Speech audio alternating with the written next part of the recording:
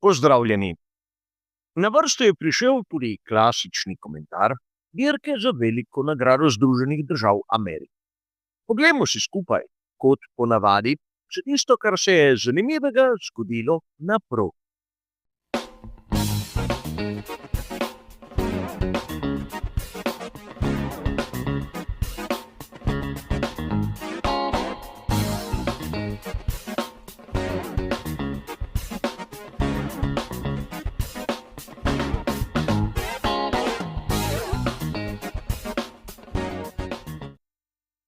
Tudi današnji komentar bo kot običajno razdeljen na tista dva nam dobro znana dela. Najprej se bomo ustavili pri vseh iztočnicah, ki nam jih je dala sama dirka za veliko nagrado Združenih držav Amerike. V nadaljevanju si bomo najprej ogledali napovedi strategij, ki sem jih objavil sam, pa tudi Pirelli, in seveda na to te rezultate bomo primerjali z onim, kar so ekipe v resnici pokazale na progi. A če začnemo samo dirko, se bomo najprej ustavili pri Maxu Verstappenu in njegovemu fenomenalnemu vikendu. Namreč bil je presneto dominanten, osvojil je vseh 33 točk, ki so jih dali na voljo v tem dirkaškem vikendu. In treba je povedati, da mu ni uspelo osvojiti samo ene izmed onih statističnih kategorij, namreč najhitrejši krog na dirki je bil tisti, ki ga je postavil Andrea Kimi Antonelli. Ampak to ni važno. Važno je, da je Max Verstappen v celotnem vikendu svoj zaostanek za vodilnim Oskarjem Piastrijem zmanjšal za 23 točk. In v primerjavi s samim Landom Norrisom pokazal, da je Max tisti, ki je boljši, hitrejši in seveda tudi psihološko bolj zrel. Da tudi pri Red Bullu verjamejo v ta potencial, ki ga kaže Max, smo lahko videli že na samem začetku oziroma pri kazni, ki so jo Red Bullu dali po koncu dirke. Eden izmed mehanikov te ekipe se je preveč časa zadrževal na progi. Namreč znano je, da v trenutku, ko se začne formacijski krog, morajo mehaniki seveda varno oditi za tisto zaščitno ograjo. No, en izmed mehanikov Red Bulla tega ni storil. Zakaj? Ker je na poziciji številka 2 odstranjeval signalni trak, ki ga ekipe postavijo, zato da se lahko vozniki primerno pripravijo na sam štart. Težava je v tem, da Max Verstappen je začenjal iz najboljšega štartnega položaja in ne iz druge pozicije. Kdo je bil leta? Lando Norris. Torej, pri Red Bullu so začeli odprto vojno proti Norrisu, ki je sedaj drugi na lestvici, in uporabljajo vse zvijače, vse trike, da bi ga spravili v neugoden položaj. A Norris je imel tokrat druge težave, a k njemu se še vrne. Verjetno ste opazili po samem koncu dirke kar nekaj, po mojem skromnem videnju, nepotrebnih statistik.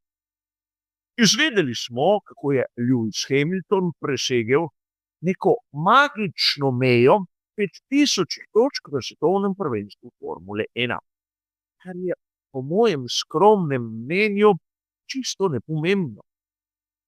Namreč Fernando Alonso je seveda voznik, ki jih ima bistveno manj, tudi zaradi tega, ker je res pauziral vmes svoje kariere, ampak je bil prisoten tudi takrat, ko v Formuli 1 so imeli drugačne sisteme točkovanja. In konec koncev, če pogledamo tabelo, bomo opazili, da ima na primer Max Verstappen bistveno več točk kot Sebastian Vettel. Ampak po drugi strani, prav na dirki za veliko nagrado Združenih držav Amerike, smo lahko opazili, da je Max dosegel Sebastiana Vettla na tisti večji lestvici voznikov, kjer se štejejo mesta na zmagovalnem odru. In torej, kaj bi lahko dejali? Nič drugega kot to, da so takšne statistike same sebi namen. A da ne bo pomote, statistike nam znajo pokazati marsikaj zanimivega. Ampak treba si je najprej postaviti pravo vprašanje in na to lahko dobimo zanimive, presenetljive odgovore. Ste morda zapazili to, da je na zadnjih 5 dirkah za veliko nagrado Max Verstappen dosegel prav toliko točk kot oba voznika McLarena skupaj. In to nam pove marsikaj. Prvič, razloži nam, zakaj pri Red Bullu stavijo vse na Maxa Verstappena, zakaj pripravljajo bolid, ki je njemu pisan na kožo in ne njegovemu moštvenemu kolegu. Pravzaprav nam je jasna ta filozofija pri tem, koliko točk je Max osvojil, ker je vse praktično namenjeno njemu. Po drugi strani pri McLarenu še danes ne vemo, kdo je prvi in kdo je drugi voznik, zato si dobesedno eden drugemu tudi kradeta točke. Skupaj sta jih dosegla prav toliko kot Max, ampak na tisti vozniški lestvici sta oba, tako Piastri kot Norris, izgubila precej v primerjavi z Maxom. In to mora najprej marsikaterega navdušenca spraviti pred dejstvo, da v Formuli 1 ni enakosti, ni tistega fair playa, ni tako imenovanih papaja pravil. V Formuli 1 velja le nekaj: zmagati. Vse ostalo je drugega drugotnega pomena. A vrnimo se seveda k Maxu Verstappenu, ki je res dirko za veliko nagrado Združenih držav Amerike vodil od začetka do konca. Že na samem štartu je Charles Leclerc poskrbel, da njegov prvi antagonist, torej Lando Norris, je samo izgubljal in izgubljal. Pri Ferrariju so se, vsaj kar se tiče Charlesa Leclerca, odločili za samomorilsko strategijo. Se je na koncu še dokaj dobro iztekla, ampak o tem nekoliko kasneje. Charles Leclerc je seveda s pneumatiko soft prehitel Landa Norrisa na samem začetku in ga dobesedno zadrževal. In Lando Norris je pokazal, kako šibak je njegov karakter. Ni bil sposoben prehiteti Leclerca praktično v tistem prvem delu in tudi v drugem delu je imel presneto težavo. In treba je poudariti nekaj, da ritem, ki smo ga videli pri Norrisu, je bil boljši od onega, ki ga je kazal Leclerc, in McLaren Landa Norrisa je dosegel tudi višjo končno hitrost kot Ferrari Charlesa Leclerca. Torej, lahko bi dejali, da pravzaprav Norris ni bil sposoben on kot voznik prehiteti Leclerca. In meni je bilo komitragično tisto, kar smo slišali v sobici za hlajenje pred podelitvijo pokalov za veliko nagrado Združenih držav Amerike. Lando Norris je priznal, da bi imel raje, če bi bila proga v Austinu malce lažja, da bi bilo verjetno lažje prehitevati. In izraz na obrazu Charlesa Leclerca in Maxa Verstappena je seveda nekaj, kar pove vse. Vidite to na fotografiji, žal vam posnetka zaradi avtorskih pravic ne morem predvajati. A to nam kaže pravzaprav na dejstvo, da si vsaj po mojem skromnem videnju Lando Norris ne zasluži biti svetovni prvak v letošnji sezoni. Nima tistega nekaj več, kar vidimo pri Maxu. Kaj pa Oscar Piastri? On je še zmeraj voznik na vrhu lestvice in po njegovi izjavi se raje nahaja tam kot na mestu, ki ga držita tako Max kot Len. A dejstvo je, da vikend v Austinu je za v pozabo. Izgubil je ogromno točk, 23 v primerjavi z Maxom Verstappenom, in treba je dodati, da na primer tudi lani tu blestel. Seveda ta proga je lahko ena izmed onih, ki niso pisane na kožo samemu Oskarju Piastri. In pričakovali smo, če si pogledate prispevke za nazaj, da tu Oskar Piastri ne bo blestel. Ampak po drugi strani je vsaj po mojem mnenju izgubil preveč. In zakaj so pri McLarenu dovolili, da se je zgodilo nekaj takega? Po mojem skromnem videnju zaradi tega, ker nekako igrajo neko igrico, ki izgleda na zunaj poštena, ampak v resnici sploh ni. Po mojem občutku, ki je iz dneva v dan močnejši, si pri McLarenu želijo, da bi svetovni prvak postal Lando Norris. In ne izbirajo sredstev, da bi ovirali Oskarja Piastri. A vedeli bomo seveda, kaj se bo zgodilo. Sam imam v mislih, da toliko enakopravni Zac Brown si ne bi smel privoščiti na primer afere, ki jo vidimo v seriji IndyCar, kjer toži Alexa Paulua zaradi nespoštovanja pogodbe. Paulu, trikratni prvak v seriji IndyCar, je podpisal pogodbo z McLarenom, misleč, da bo prišel na mesto Oskarja Piastri.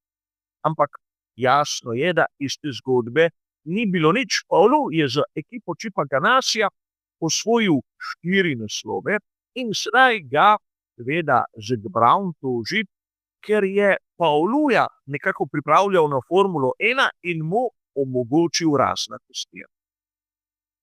In tu je treba povedati, da Zac Brown je izjemno dvoličen in niti ne tako pretkan kot na primer Helmut Marko. Ampak, kot smo videli že v prvem delu, znajo pri Red Bullu igrati bistveno bolj prefinjeno in tudi umazano igro od celotne ekipe McLaren. In tu bo še zanimivo, kaj se bo zgodilo do konca, in upam, da bodo dognali, ukolikor si želijo odnesti tudi naslov med vozniki, bi bilo modro staviti na Piastrija. Drugače se da res hitro zgoditi, da bo prevladal Max. Seveda zaradi njegovih kvalitet, ampak predvsem zaradi nesposobnosti v McLaren. Kaj bi dejali lahko Ferrariju? Daleč od tega, da se je zgodil čudež. Po mojem mnenju, kot bomo videli v drugem delu, so imeli več sreče, več poguma kot pameti, posebej Charlesom Leclerc. A treba je dodati, da praktično Leclerc in tudi Lewis Hamilton sta bila tokrat na dirki za veliko nagrado Združenih držav Amerike največja zaveznika Maxa Verstappena, kajti oba sta zadrževala McLarena in ima kradla točke, posebej Piastri. In tu seveda tretje mesto Charlesa Leclerca, kot sem vam že omenil, je bolj splet okoliščin. Kot bomo videli v nadaljevanju, brez virtualnega varnostnega avtomobila se zadeva verjetno ne bi končala tako, kot se je. Med ostalimi, seveda, bi bilo treba poudariti, da Yuki Tsunoda še zdaleč ni bil slab. Iz ozadja se je pribil na, po mojem mnenju, dokaj visoko 7. mesto. In če pogledamo, da je Charles Leclerc dobil naziv voznika dneva zaradi tega, ker je v bistvu celotno dirko zadrževal za seboj Landa Norrisa, ampak na koncu končal tam, kjer je dirko začel, bi si lahko ta laskavi naslov recimo bolje zaslužil Yuki Tsunoda, ampak če bi izbiral jaz, bi ga podelil Maxu Verstappenu. Zakaj? Ker je bil odličen, ne samo na dirki, ampak skozi celo. Verjamem pa, da mnogi navdušenci imajo raje, da gre naslov v roke tistemu, ki jih zabava. Čeprav rezultati, kot bomo videli, morda so pod tistim, kar bi lahko pričakoval. Toliko seveda o tistih glavnih, pomembnih iztočnicah, ki nam jih je dala dirka. O stanju na lestvici voznikov smo že govorili.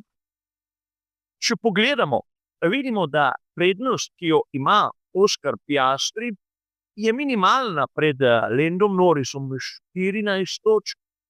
A vseeno, ukolikor Oscar Piastri dirke končuje neposredno za svojim moštvenim kolegom in ta ni zmagovalec, bi bilo to lahko tudi dovolj. Po drugi strani, ne en ne drugi, si ne smeta privoščiti stop. Max Verstappen je še zmeraj nekoliko oddaljen, ampak ob vsaki napaki ekipe McLaren zna izkoristiti točke. Po mojem je še malce prezgodaj govoriti o troboju, ampak verjetnost, da bomo kaj takega spremljali, je iz dirko v dirko. Kaj pa na strani konstruktorjev? Tam bomo naslov so že osvojili pri McLaren. Ampak na drugem mestu imamo Mercedes, ki je v Austinu razočaral, 7 točk za njimi je Ferrari. Ampak poglejte, kje je sedaj Red Bull, seveda neposredno za Ferrari. In če vzamemo v zakup, da lahko seveda Max Verstappen prevzame pobudo in se bori tudi za naslov, bi lahko pričakovali, da bo tudi Red Bull med konstruktorji prišel na drugo mesto. A videli bomo seveda, kaj se bo zgodilo. Sedaj je pa prišel čas, da si ogledamo tudi malce napovedi strategij in seveda vidimo, kaj so ekipe pokazale na progi. Najprej napoved Pirellija, kjer smo seveda videli 3 variante. Kot sem omenil, napoved pri Pirelliju je skorajda identična s tistim, kar sem v zadnjem briefingu objavil sam. In priznam vam, da napovedi italijanskega dobavitelja pnevmatik nisem videl, ko sem pokazal tisto, kar je bila moja rešitev za samo veliko nagrado Združenih držav. Tako Pirelli kot tudi sam sem tisto zmagovalno strategijo dal na zadnje mesto. Kot najmanj verjetno, kajti moji izračuni so kazali, da je življenjska doba pnevmatike soft bližno, tam okrog 16 krogov. A videli smo, kako sem se zmudil. Po drugi strani je treba poudariti še nekaj. Veliko napako, ki smo jo videli pri Pirelli. Pnevmatika hard, tista mešanica C1, je bila popolnoma neuporabna. Skorajda nihče izmed vodilnih, da smo si na jasnem, si jo ni drznil uporabiti. In to odpira verjetno mnoga vprašanja, kaj so mislili doseči s tem preskokom. Mnogi so govorili, da si želijo več variant v tej strategiji, ampak v resnici so samo izničili neko opcijo. A pustimo seveda sedaj to pri strani. Če pogledamo seveda situacijo, vidimo, da so na začetku v veliki večini vozniki uporabili pnevmatiko medium in na to na dobri polovici presedlali na pnevmatiko soft, seveda odpeljali do konca. Tu je treba poudariti, da smo imeli daljše obdobje virtualnega varnostnega avtomobila, kar je prvo obdobje podaljšano. In sedaj verjetno se marsikdo sprašuje, zakaj sem trdil, da je bila strategija Charlesa Leclerca pri Ferrariju samomorilska. V teoriji ne smemo računati, da bomo imeli v določenem obdobju prekinitev, pa naj si bo pravi ali virtualni varnostni avtomobil ali karkoli. Charles Leclerc je dirko začel na pnevmatikah soft, ki ob polnem rezervoarju za gorivo, imajo seveda krajšo življenjsko dobo. In če pogledamo seveda same rezultate, bomo videli, da se je tudi Charles Leclerc ustavil bistveno prej kot njegovi nasprotniki, ki so dirko začeli na pnevmatikah midi.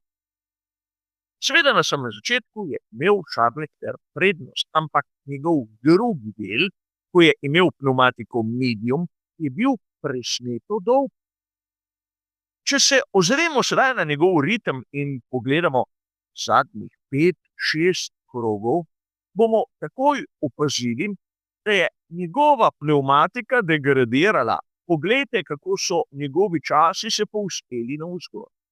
Sedaj odštejmo še tistih 5 krogov, kolikor so vozili za varnostnim avtomobilom, in predstavljamo si lahko, da bi, ukolikor Sainz ne bi trčil v Antonellija, bil Charles Leclerc na zadnjih 10 krogih praktično prisoten na progi brez pravega oprijema, kjer bi izgubljal in izgubil.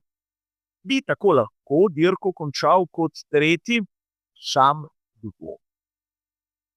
In tudi vprašanje, ali bi Lewis Hamilton lahko nadomestil svojega moštvenega kolego, v zadnjem krogu vidimo, je pojasnjeni strm poraz. Na koncu, če se ne motim, je imel Oscar Piastri za njim zaostanek dobre sekunde. Zopet, če ne bi bilo tistih 5 krogov v režimu virtualnega varnostnega avtomobila, bi se lahko zadeve obrnile drugače. Ampak točno vemo, realnost je nekaj, teoretiziranje z raznimi čeji je seveda čisto drugačna zadeva. Ampak vseeno upam, da ste videli, kako je bila strategija Charlesa Leclerca izjemno tvegana. Kot sem že povedal, samomorilska, in le sreči se ima zahvaliti, da je v tistem prvem delu bilo krajše obdobje virtualnega varnostnega avtomobila, ki je podaljšalo njegov stint na pnevmatiki soft in tako relativno skrajšalo tistega drugega na pnevmatiki medium. Tako je bilo obdobje, ko je ostal brez oprijema, dolgo le 6 krogov. Seveda, izgubil je drugo mesto, ampak če ni pričakoval, da ga bo obdržal. Še posebej ne ob tako drzni strategiji. A seveda, kot običajno, moje videnje in moj pogled. A za danes bo seveda to vse. Hvala za vašo pozornost in nasvidenje.